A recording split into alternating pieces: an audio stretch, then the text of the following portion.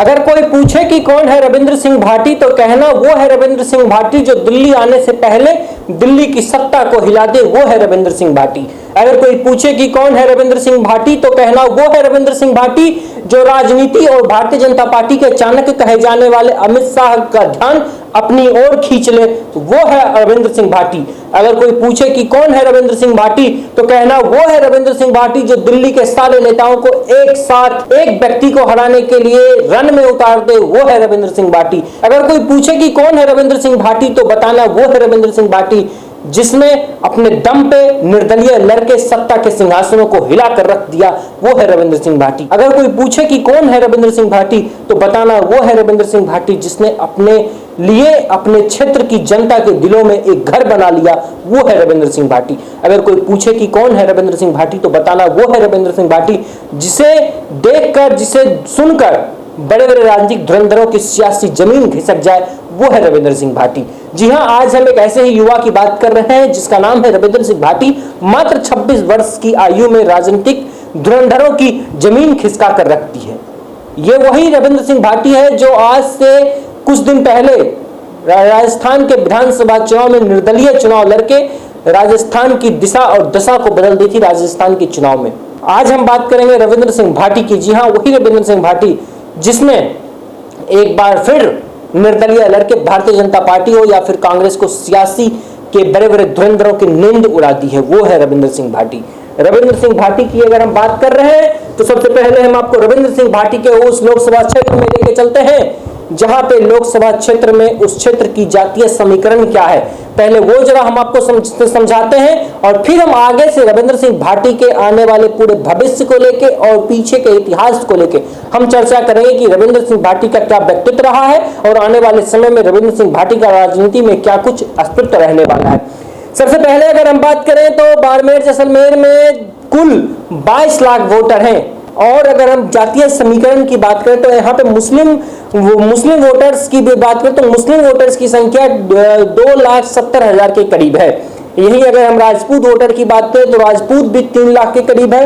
अगर हम SC ST की बात करें तो SC ST भी 4 लाख के करीब है। अगर हम OBC की बात करें तो OBC भी 6.5 लाख के करीब वोटर हैं और अगर हम जाट वोटर्स की बात करें तो जाट वोटर भी 4.5 लाख के करीब है। तो ये पूरा है बाड़मेर जैसलमेर क्षेत्र का जातीय समीकरण। इससे आप अंदाजा लगा सकते हैं कि यहाँ पे किस जाति का ज्यादा बाहुल्य है। अगर हम आंकड़े की बात करें तो आंकड़े में OBC वोटर जो है, OBC वोटर का एक बड़ा दबदबा है क्योंकि 6.5 लाख OBC वोटर हैं। और वहीं पे अगर हम जाट वोटर्स की बात करें तो जाट के भी 4.5 लाख वोटर्स हैं। कुछ दिन पहले वो भारतीय जनता पार्टी ज्वाइन करते हैं और भारतीय जनता पार्टी ज्वाइन करने के बाद वो भारतीय जनता पार्टी से सिर्फ विधानसभा से वो चुनाव लड़ने के लिए टिकट की मांग करते हैं, लेकिन भारतीय जनता पार्टी के शीर्ष नेतृत्व को ये राज नहीं आया, उनको टिकट नहीं दिया गया, जिसके बाद वो भारतीय जनता पार्टी से बगावत करके निर्दलीय मैदान में उतरते हैं। और जब निर्दलीय मैदान में उतरते हैं तो भारतीय जनता पार्टी के शीर्ष नेतृत्व का पसीना छूट जाता है कि एक युवा जिसके लिए सड़कों पर हजारों नहीं लाखों का जनसैलाब उतर जाता हो, फिर वही हुआ। सिर्फ विधानसभा से वो चुनाव जीतते हैं, तकरीबन 4,000 वोट से वो अपना जीत दर्ज कराते हैं और फिर समय बीतता गया और अब बात होती है लोकसभा की। लोकसभा में भी कहा गया कि वो किसी पार्टी से चुनाव लड़ेंगे, लेकिन किसी पार्टी से ना ही टिकट मांगते हुए निर्दलीय मैदान में उतर जाते हैं। जब निर्दलीय मैदान में उतरते हैं तो बड़े बड़े सियासी धुरंधरों की पसीना छूट जाती है। और आज की हम मौजूदा स्थिति की बात करें तो आज एक रविंद्र सिंह भाटी के लिए प्रधानमंत्री मोदी को जैसलमेर जाना पड़ा, बाड़मेर जैसलमेर में जाकर जनसभा करनी पड़ी। सिर्फ और सिर्फ प्रधानमंत्री मोदी को ही नहीं बल्कि भारतीय जनता पार्टी के शीर्ष नेतृत्व को जाना पड़ा। अब हम आपको जो है वो लिस्ट पहले बता देते हैं कि रविंद्र सिंह भाटी के खिलाफ वो कौन कौन लोग हैं जो वहां जाके रैली करने वाले हैं या फिर कर चुके हैं। सबसे पहले हम आपको वो बताते हैं, 8 अप्रैल को बाबा बागेश्वर धाम के द्वारा वहां पे सभा किया गया। कहां पे? बाड़मेर जैसलमेर में। फिर उसके बाद राजस्थान के उप मुख्यमंत्री 10 तारीख को दिया कुमारी के द्वारा जैसलमेर में एक सभा किया गया। उसके बाद फिर 11 तारीख को राजनाथ सिंह को वहां पे सभा करना पड़ा। आज प्रधानमंत्री मोदी को वहां पे सभा करना पड़ रहा है। फिर कल सन्नी देओल को सभा करना पड़ना है। फिर उसके बाद 14 तारीख को द ग्रेट खली को जाके वहां पे एक सभा कर रहा है। उसके बाद फिर 15 तारीख को सतीश पुनिया को जाके सभा करना है। फिर उसके बाद 16 तारीख को स्मृति ईरानी को शिव में जाके सभा करना है, जहां से रविंद्र सिंह भाटी वहां से जहां से भी विधायक है। तो इस बात से अंदाजा लग सकता है कि वहां पे सत्ता के धुरंधरों की पसीना छूटी हुई है।